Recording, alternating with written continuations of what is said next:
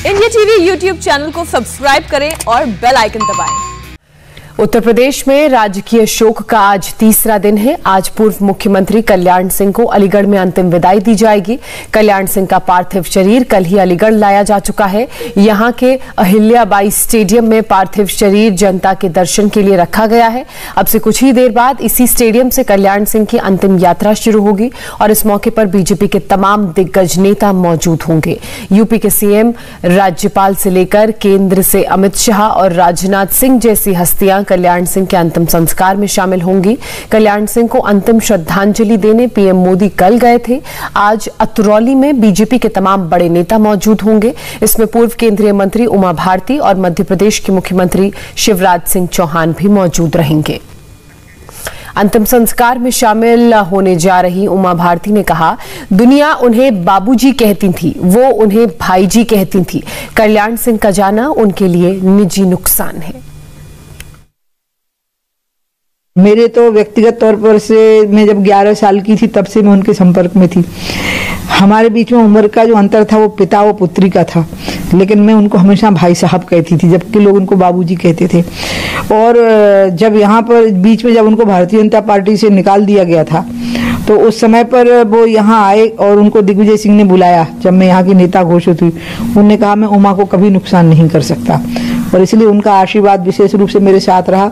अपूर्णीय क्षति हो गई है, मेरे को हो गई है, पिछड़े वर्गों को हो गई है, हिंदू समाज की हो गई है, राम भक्तों की हो गई है, उस जगह को कोई नहीं भर पाएगा।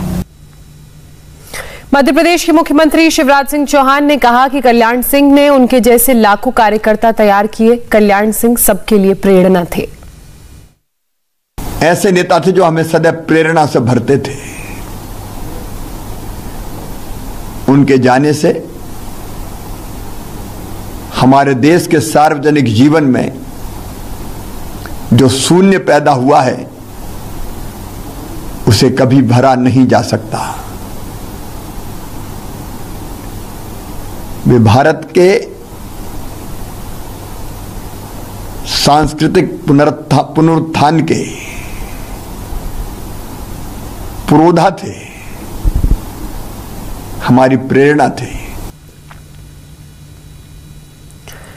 कल्याण सिंह का निधन शनिवार रात 9:15 बजे के करीब लखनऊ पीजीआई में हुआ था। सांस लेने में तकलीफ के बाद वो 1.5 महीने से वहां भर्ती थे।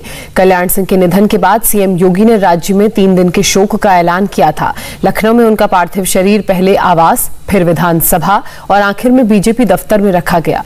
वहां से कल शाम ही पार्थिव शरीर अलीगढ़ लाया गया, जहां उनका अंतिम संस्कार आज होना है। कल्याण सिंह की अंतिम यात्रा कार्यक्रम सुबह 9 बजे से शुरू होगा।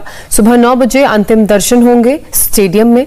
उसके बाद उनका पार्थिव शरीर अलीगढ़ स्टेडियम से बाहर ले जाया जाएगा। पार्थिव शरीर के साथ ये यात्रा उनके पैतृक गांव अतरौली तक जाएगी। उसके बाद नरौरा घाट पर दोपहर 3 बजे उनका पार्थिव शरीर पहुंचेगा और यहां पर अंतिम संस्कार की पूरी प्रक्रिया को अंजाम दिया जाएगा। कल्याण सिंह हिंदुत्व की राजनीति के पुरोधाओं में से एक थे। बाबरी मस्जिद का विवादित ढांचा गिर गया, मगर कल्याण सिंह ने पुलिस को गोली चलाने का आदेश नहीं दिया। कल्याण सिंह बहुत से परिवर्तन लेकर आए। उत्तर प्रदेश में सियासत की बहुत ठोस नींव उन्होंने रखी। पिछड़े थे, यूपी में बीजेपी के पहले सीएम थे। जो उन्होंने किया उसे सालों तक याद रखा जाएगा। 6 दिसंबर को लगभग 1 बजे जब केंद्र सरकार के गृह मंत्री श्री एसी चौहान साहब का मेरे पास फोन गया और कहा कि हमारे पास ये सूचना है कि कार सेवक गुम्बद पर चढ़ गए। आपके पास क्या सूचना है? तो मैंने कहा कि मेरे पास थोड़ा सा एक कदम आगे की है कि कार सेवक गुम्बद पर चढ़ गए और कार सेवकों ने गुम्बद को तोड़ना भी शुरू कर दिया। लेकिन चौहान साहब, इस बात को रिकॉर्ड कर लेना कि मैं गोली नहीं चलाऊंगा, गोली नहीं चलाऊंगा, गोली नहीं चलाऊंगा।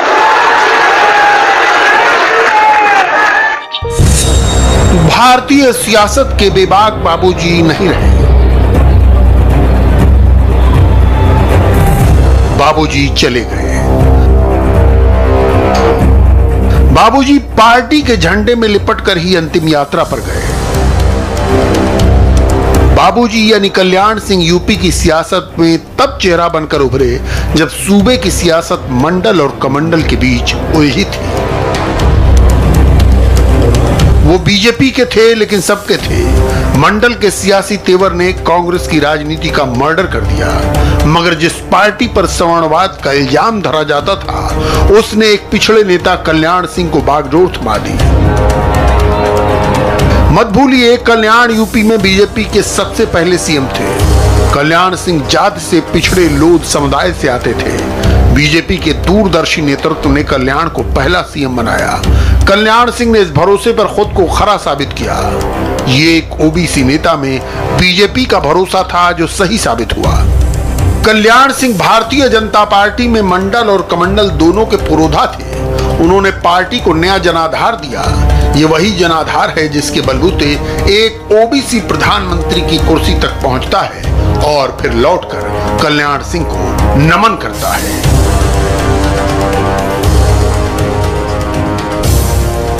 कल्याण सिंह जी के माता पिता ने उनका नाम कल्याण सिंह रखा था। उन्होंने जीवन ऐसे जिया कि उन्होंने अपने माता पिता ने उन्हें जो नाम दिया था, उस नाम को सार्थक किया। वो जीवन भर जन कल्याण के लिए जिए। उन्होंने जन कल्याण ही अपना जीवन मंत्र बनाया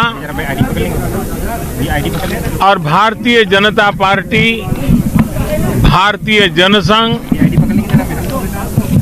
पूरे परिवार को एक विचार के लिए, देश के उज्जवल भविष्य के लिए उन्होंने समर्पित किया।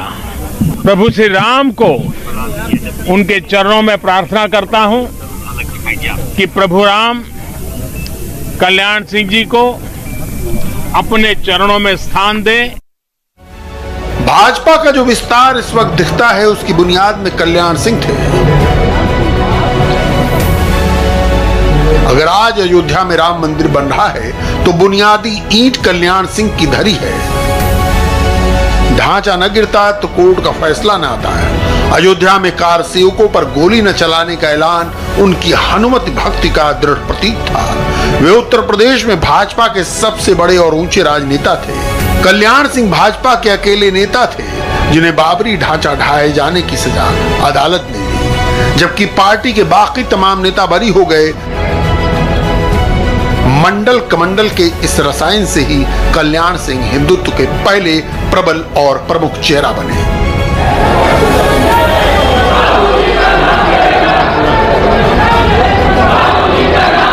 वे पहले नेता थे जिसने भाजपा को सवर्णवाद के कथित आधार से बाहर निकाला, पिछड़ों की राजनीति में व्यापक जमीन बनाई। तो मैं तो वर्षों से क्या, मैं शायद बचपन से राम भक्त रहा हूँ और मेरी तो कामना है कि मेरे जीवन काल में राम का मंदिर बन जाए। जो ट्रस्ट बनाया गया है उसमें एक ही बात मैं जोड़ना चाहता हूँ कि नरेंद्र मोदी जी ने अपने भाषण में कहा है कि भाई एक उस ट्रस्ट में एक व्यक्ति होगा, दलित होगा। हिंदुस्तान में ओबीसी की संख्या और पिछड़े वर्ग की संख्या बहुत ज्यादा है और वो राम भक्त है। अच्छा रहेगा कि अगर केंद्र की सरकार उस ट्रस्ट में दलित के साथ साथ एक ओबीसी को भी ले ले। अध्यक्ष कौन होना चाहिए, कुछ आपकी राय है?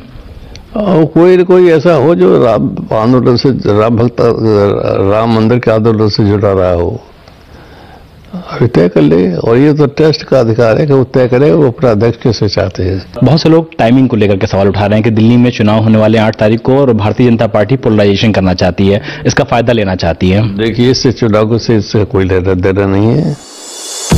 कल्याण सिंह को हिंदू हृदय सम्राट कहा गया। वो बीजेपी के एक ऐसे पुरोधा थे जो लगातार कहता रहा, आरक्षण पिछड़ों का हक है, इसे कोई नहीं छीन सकता, कोई छू नहीं सकता। ये वही पॉलिटिकल लाइन है जिस पर संघ परिवार आज तक चल रहा है। अनेक प्रकार की भ्रांतियां पैदा की जा रही है। कोई कहता है आरक्षण समाप्त हो जाएगा, ये अफवाह है। निश्चिंत रहिए, इतना बड़ा समाज पिछड़ा वर्ग और अनुसूचित जाति जनजाति वर्ग जिसके पास तक ताकत है किसी को भी सत्ता में पहुंचाने की और किसी को भी सत्ता से जमीन पर लाने की। मैं समझता हूं कोई मूर्ख होगा जो इतनी बड़ी शक्ति को नाराज करेगा। परिस्थिति ऐसी है, निश्चिंत रहिए। अनुसूचित जाति जनजाति और पिछड़े वर्ग के आरक्षण को कोई छू नहीं पाएगा। कल्याण सिंह जैसे लोग हमेशा नहीं मिलते, सियासत के जंगल में तो खास कर नहीं। वैचारिक रूप से आप उनके समर्थक हो न हो, धुर विरोधी हो, मगर उनकी आत्मीयता के कायल हमेशा रहेंगे।